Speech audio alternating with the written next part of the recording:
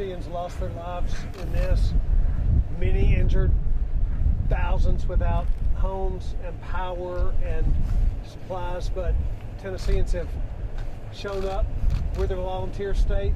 We've shown up by the thousands to surround our neighbors and to provide hope and to provide assistance, and it's been inspiring, and we're gonna overcome. This state knows how to do that. That's who we are. That's what we do. And government can do so much, but only the people can really provide the hope, and they're doing just that in Tennessee.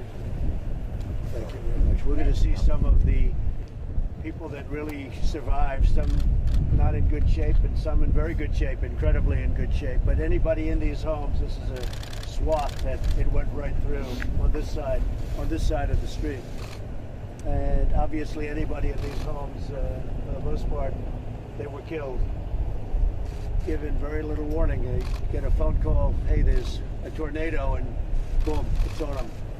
They just appeared, and we're working very hard. FEMA's doing a great job. They're doing a great job. We're told to do the absolute best. Absolutely. Thank you very much. You have any questions? Mr. President, do you have a message for the survivors? Well, I do have a message, and I have a message for the families of those that lost their lives. That we love them. They're special people. It's an incredible place, incredible state, tremendous heart. Already you see people rebuilding. I mean, it took place literally hours ago, a couple of days, and they're already rebuilding. I've never seen, we were flying over, you see the blue roofs going up. It's all over the place. They're just great people. It's a great state.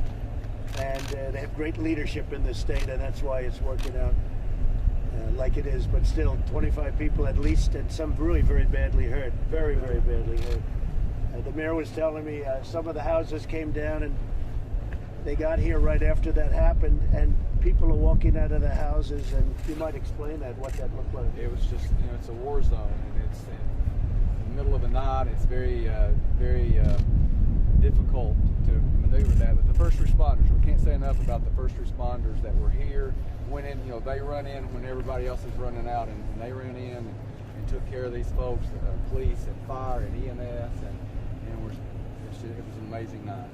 We had people that were so disoriented. They were wandering out down the roads and through the fields and the woods, trying to get to safety and figure out where they could go. And our great group of responders took care of them immediately, and we're so sad. They didn't know what happened. No. They just, all of a sudden, they're watching television or something, and all of a sudden they're outside walking on the street. Yeah. There was one young boy, I heard he was taken out of the house. And He was. One minute he's in his house, the next minute he's laying in his yard. It happened that fast. a couple of blocks away. Yes. Another family was the husband huddled over the wife and child, and the roof came off, and he was sucked out. They were all sucked out of the yard. They survived.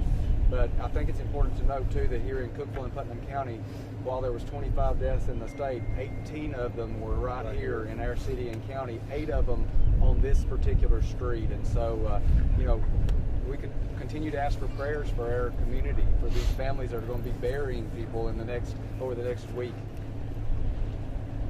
Thank you, Ray. President Trump, have you been able to speak to any of the survivors or any of the victims' families while you've been out today? Yeah, we're doing it. As we're doing it now, we're going to also, I think, stop at the church where there are a lot of people huddled up in the church. It's a cold day, and they're all huddled up. We're going to go to the church also. We're seeing some of the people over here. Mr. President, on another sort of tragic topic regarding the coronavirus, are you considering deferring taxes for the airlines, cruise ships, and travel companies that are being hard hit by this? We're looking at different options. We did get tremendous job numbers this morning. They were, if you add the 80,000 to the 270, they were talking in the 350,000 range. But right now, that's not something we want to be talking about. Okay? Thank you. Mr. President, you approved federal funding for Tennessee. Can you tell us when we should expect to see that money come to the Very state? quickly, almost momentarily. I did it. The mayor called me. The governor called me. We had calls from a lot of people. That was an immediate emergency, but we spoke and we approved it within minutes of the call. Do you know about how much? It to be determined. What they need. We're going to take care of what they need. we'll be doing assessments, and that helps determine what the numbers will be. And the way it works is, as we determine the amount, that's how the numbers will be assessed, and that's how what the assistance will be. Much of that money goes to help the people that get just wiped out. That's right. They're wiped out. They have nothing, and many people died. We've been talking to some people out there throughout the past couple of days. Do you have any words for them that you may not be able to meet today, but have been devastated by this? Well, I love them. I love them very much. That's why I'm here. Some people wouldn't be here. There was no way that I wasn't going to stop here first, and I was going to do it yesterday, but they asked me for one more day because they were looking for bodies, believe it or not, up until just now. Now they pretty much covered everything.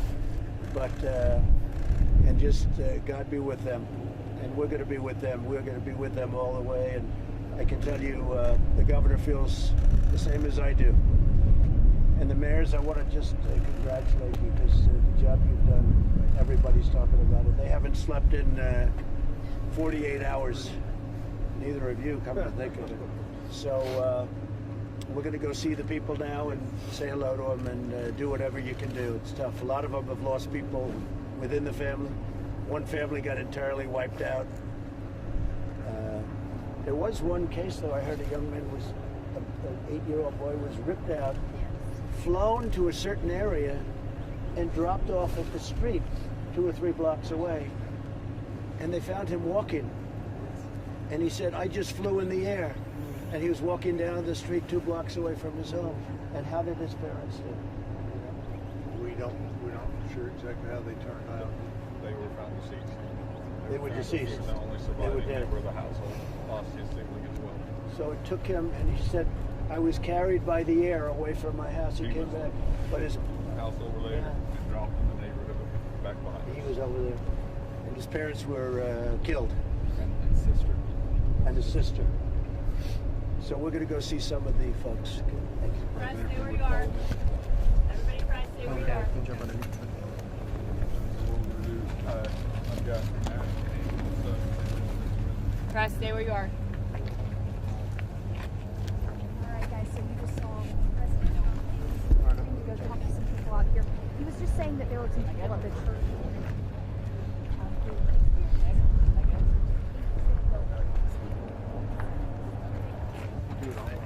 Staying in the gravel, guys.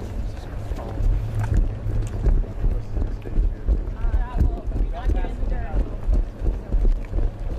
Right here, guys. Right there, he is shaking hands with people. It looks like people were affected by it. Yep. Smile on that guy's face. We got no place to go. I'm pushing. Oh, there's a pushing me, dude. Are you okay, Peter? No. I'll get down. Be careful.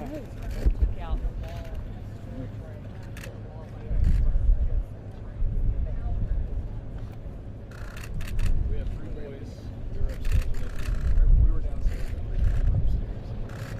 And the tornado woke us up. We didn't have notice. We ran through the house. Our windows were blowing out. We got upstairs. And, we got our children.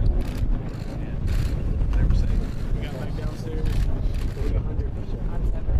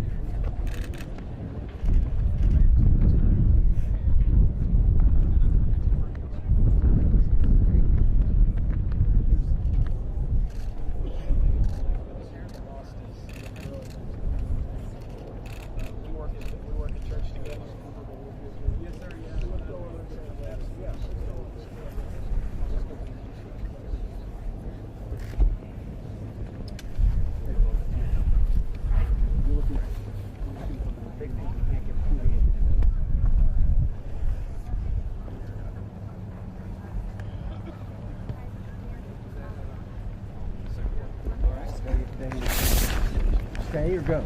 Slowly. On the gravel, please. On the gravel.